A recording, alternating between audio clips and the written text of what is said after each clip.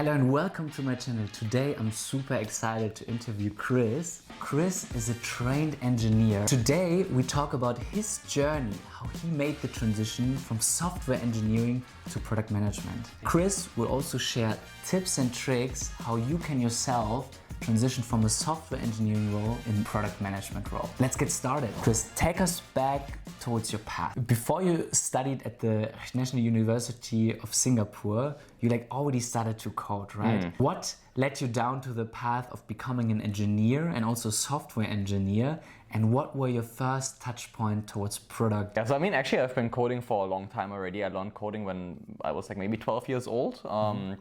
Back then I was just curious how websites worked. It's my first time that I used the computer and got on the internet, and I asked my dad how does the website work, and he also didn't know, right? So he just ordered a book for me and I read through the book cover to cover, and that's how I learned coding basically, right? Nice. And since then I've been coding side projects, and sometimes people will hear that, oh Chris, you know how to code, right? Can you build this for me, right? Everything. So smaller freelance projects that I always used to do. And at some point naturally I also started having my own ideas for products and building that from scratch. So that's all before university even started, right? Crazy. And then when I was in university, so I did study engineering, but more not software engineering, right? I did material science and engineering.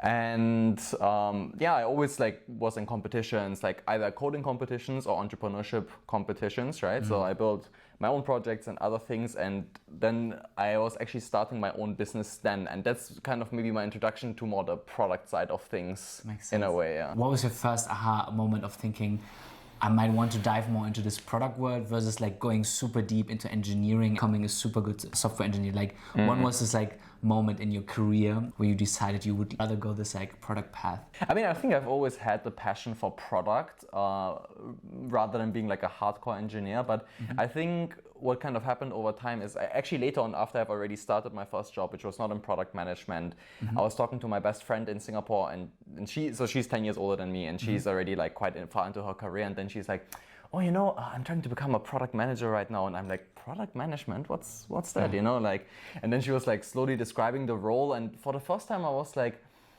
oh, this sounds interesting, because the reason being that I was not particularly good as an engineer, and as a developer I can build what I need to build, but I'm not going to be the best at that, right? Yeah. I'm always a generalist, not a specialist, right? And I always was very worried that who will hire someone who's a generalist rather than a specialist, right? And then I heard about this product management role, which is basically where generalists shine usually, right? And suddenly I was like, oh my gosh, that sounds amazing. That sounds like something that would be more to my strength, and something that's also more where I don't have to be a specialist but can still provide value, basically, yeah. Amazing. And take us back, when did you build your first business, and what skills from software engineering could you transfer into building your own business, and also what skills you couldn't transfer and you really had to learn from scratch then that also set you up for success? As a software engineer, what helped me is very systematic thinking, very logical thinking, because in a lot of the things that I had to do in my first job as a PM at Zenium, for example, right, is I was building very complex, this business logic, right, or some sort of flowcharts in the background, right, and I think if you think in a very logical, structured way, it will also help you to think about edge case scenarios, or logically, if this happens, what will follow from that. Obviously, having a software engineering background will really help you to communicate with the engineers, which is one of your most important role anyway as a PM, right? I think other than that, in terms of transferability or not transferability, I think being a PM is a lot more about mindsets and attitudes than it is about skills, I feel. Interesting. Yeah. Can you unpack that a little bit more? What do you mean by mindset? So for me, obviously you do need certain skills as a PM, no question asked, but I think to me a PM is defined by the mindsets and attitudes. What I mean by that is that, for example, PMs need to always take ownership, right? And that to me is a mindset more than a skill set, right? It's more of if no one else in the room talks, or if no one else wants to define a deadline, it's on you. Even if you're a super junior PM and you are we are working with people who are 3 levels above you, they will all look towards you to make the decision to commit to something, right? That's a mindset. In my first company, it's I'm super junior. I just started as a PM for the first 2 months, and I'm in there with the CEO of the company, and everyone is looking at me are you going to make a decision or not, right? And that's an attitude of ownership, of taking the responsibility, right? And the same, even communication, Yeah, I think to some degree it's a skill, but I think it is also an attitude or a mindset that you're like, this, I read this phrase once that I really like, which is to egregiously over-communicate as a PM. Egregiously over-communicate, right? Over-communicate to the point that it becomes almost a nuisance, right? I can relate a lot. Yeah. Right, I mean, as PMs, you always need to do that, right? You need to double confirm again, you write another Slack message. Guys, is this really how it is, right? This kind of a thing. Clarity, right? Clarity. This clarity Correct. through communicating, over-communicating. Correct. Not just assuming that it will be okay, but being like, is it really okay? Not assumption, but like really what's the truth of it? Exactly. Yeah, I feel you. Interesting, very interesting. Just to cycle back, like, can you remember specific moments like during your study, even before your study? Like, what were some specific memories you had where you like, in hindsight now realized, oh, I already touched a bit upon what a product manager did, and then probably like when you had the conversation with your friend, it kind of re-triggered you, right? Like, what were these like moments, and how can people that also want to dive into product like very early in their career, like how can they seek out these experience? Maybe you can talk a bit about this. Yeah, actually, I think when it comes to that, right, I remember when I was building my company, so I was building an IoT company back then, right? So, okay, there's a software part, there's a hardware part. Subtle safety. Subtle safety. Subtle safety, yeah. Subtle safety, correct. So it's an IoT device company, right, for construction site safety and this kind of things. And back then, obviously, it's a very traditional industry, so you have to do a lot of talking to stakeholders, really understanding the problems. It's nothing that the solution will not come to you very intuitively the way that, I don't know, some new app idea. Sometimes you just think about what do you do every day, right? And then you just, oh, maybe I could build an app like that. That's how a lot of products are born. Gotcha. But for this thing, it's not like that. You have to go down, you have to talk to the people. You will not know the problem or the solution to it, right? So you really like ask questions and dig Correct. Like, super deep. You dig and dig and dig, and you have to find the right people. You have to do some sort of stakeholder management in a way, right? And you also have to really, you float out, you build out the flowcharts, this kind of things, right? And actually, in a way, I was doing PM work back then, and like a bit of UX research work, if you will, this kind of things, but they all come kind of together, right? Love this. Go to this moment, like after university, after you founded your first business, you then landed your first role in this Asian tech company called Zenium. Yeah.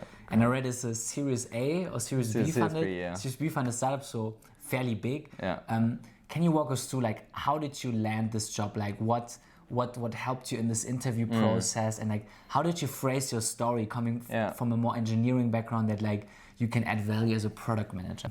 Yeah, actually, ironically, I applied to them as a UX researcher, and through the interview process, they offered me the PM role instead. Basically, they were like, "You're not suited as a UX researcher. You should be a PM." But I think, nonetheless, I mean, the way that I approached this is because they had two roles open, and I did apply for both, but I wanted the UX role actually. But then I was like, in hindsight, I do see why, right? Because I think the way I positioned myself, right, or the way I positioned my strengths is that, okay, I showed them I have very structured thinking. I showed them that I can like combine from all kinds of different sources of knowledge. I showed them that yes, and I was very open even in the interview. I said, look, I'm not going to be the best specialist or whatever you ask me, but I'm gonna bring together everything else, right? And obviously I had some stories to back it up from my startup and from my very first job as a consultant.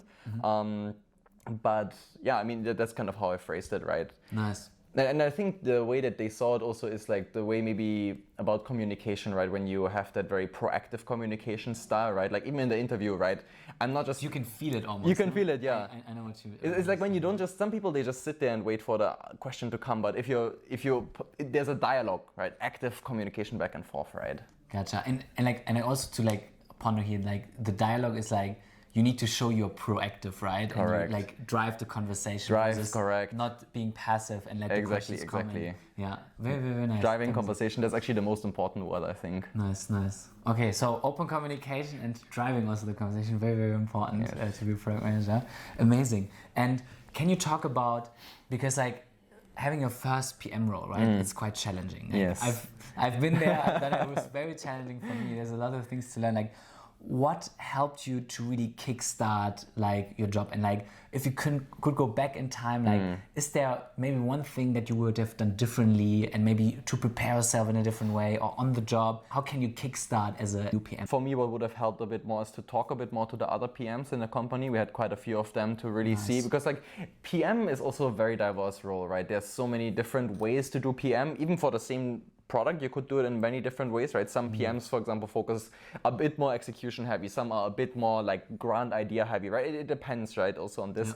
And exchanging with others their tips and tricks, especially on execution, right? And especially when I first was a PM, right? I felt like an idiot every day. Yeah. I felt like... No. Yeah. It's like, you don't know anything, right? Exactly. And because there's no playbook, there's never a right answer, right? And I think being comfortable with this level of uncertainty, that's something that really you need to learn and to be okay with. And like talking to other PMs, I think would have really helped me to see that. Nice. For me personally, I think maybe I should have focused a bit more on execution, which at the beginning of being a PM, that was not my strong suit, which it took me quite long to realize that I need to really become much more diligent in my execution, to learn techniques to do this kind of thing. If you say execution, it means like looking for maybe quicker ways to solve a problem versus doing a lot of extensive research before making decisions. Like, what does execution mean? Like, is it the speed until you get something done? You've done it specifically. I think for me, what execution means is like really being on top of things, right? So I think, there's the scoping part of the solution, right? Where you get to be a bit more creative, right? You get to do your research a bit more like, if you say, I don't know how to say, but like if it goes up like this, if you can kind of imagine, right, the expansive mindset. And then after that, when you execute, it kind of becomes, it kind of like narrows down, right? You have to be like... That's like the double diamond. The double diamond, something like this basically, right? Where you really... You define and you make sure everybody's in line and you whip people so that they get stuff done basically on time, right?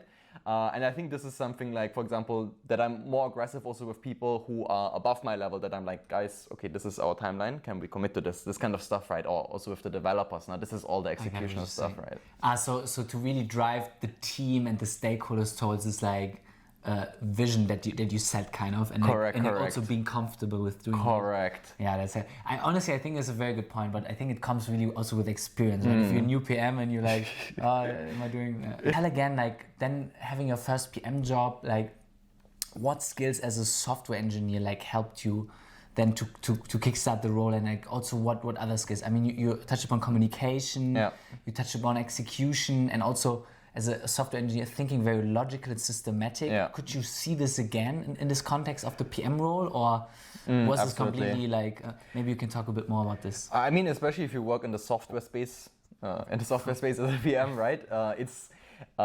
You are gonna work together with the engineers, right? Which means that if you hypothetically knew how it could be built yourself, obviously it's gonna give you a huge edge over all other PMs who don't, right? That's just a fact. It's just you're not gonna execute on it, right? But you can think of the solution, right? So I think not just does it ease communication with the developers, but it improves your solutioning by a lot, because you can already think of your own kind of solutions, where other PMs are like, well, could we build something like this, and they're completely dependent on the developer to tell them yes or no, which they also all have their own agendas, right? Let's not forget that developers, whether they're in-house developers, they have their own agendas, and if they're an external agency, worse, oh my gosh, I mean, they're trying to rip you off at every point, right? That's the truth, right? And for me, like, exactly. Sometimes they will give me, for example, the effort estimates, and I will just call out their bullshit, right? I'll be like, no way it takes that long to build, right? So like the bullshit, like not the bullshit bingo, the effort bingo. Like, correct. Honestly, I can totally like, I'm a non-technical product manager, and it's very hard to like challenge this, and this gives really, I can really see this, like, exactly. Amazing.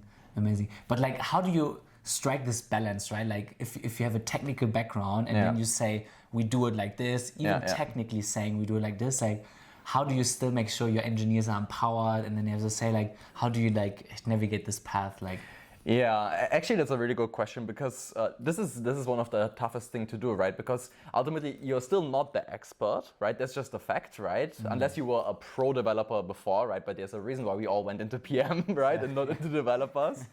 So obviously there's a bit of maybe imposter syndrome even then, right? I think I felt this much more strongly in my second job as a PM at Locofy, because there I worked with people who were, the engineers, they were super good, and they work in fields that I'm also not that familiar with, to be honest. So I was way out of my depth talking to them, honestly, even having a software engineering background, right?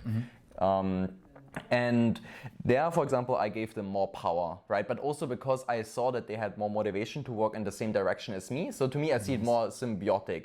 At Zenium, it's also an external agency, which means they are kind of working against you at all points, right? Which means that to me, I also saw it as it's okay to whip them a bit more, basically, right? Be a bit more authoritative. So like on your team, there were engineers from an external agency. Correct. I mean, they work only for us ultimately, but I mean, it's a separate company. Agency. Yeah. Okay, that makes sense. Yeah.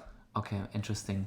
So it's like then it depends on the power dynamic, how you Absolutely structure this, and then probably if it's an external agency, you need to be way more challenging, and then it's okay to maybe more top down, say let's do it a bit more like this. Exactly. That makes sense. But then if it's on your team, everybody's well aligned. Give way more leeway and empower. Absolutely. Makes no sense. Cool. Awesome. Thanks for sharing. We landed 2 PM roles. What are 3 tips you would give to someone who wants to make the transition into product? I think like it's really about cultivating your mindsets, right, and like your attitudes towards work also, right? Like I think the biggest mindsets or attitudes that you really need as a PM is ownership, what I mentioned earlier, right? Critical thinking and communication. Those are really the 3 big ones, and you can cultivate them at any point, right? Like even in your current role, you can cultivate it. It shows in any work that you do. Anyone will notice it, your colleagues, your superiors, right? And then it will also be something that you can touch upon if you have a job interview, right? Because PMs, there's quite a big chance that people will allow you in even though you've been doing something else before, right? But you have to show some sort of, like even for me, I had no background that qualified me as a PM, but people still took me in twice, right? Because like I was able to tell them the stories that showed that I have those kind of qualities, for example, right? Nice. I mean, I think obviously like doing your own projects, right? Like especially going into entrepreneurship is often a great way into being a PM. Why? Because like they call PMs the mini CEOs, right? And if you are the CEO even of like a mini startup, okay, then you are kind of a mini CEO, right? This level of end-to-end ownership of like being a generalist but also being hands-on, right? Those are the kind of things I think that will, you have something to point towards basically in your interview, right? You're like, well, but I did this project, right? I mean, So just to sum it up, so it's really important to cultivate 3 things. Mindset. The second one was critical thinking. Critical thinking, and the third one communication. Right? Yeah.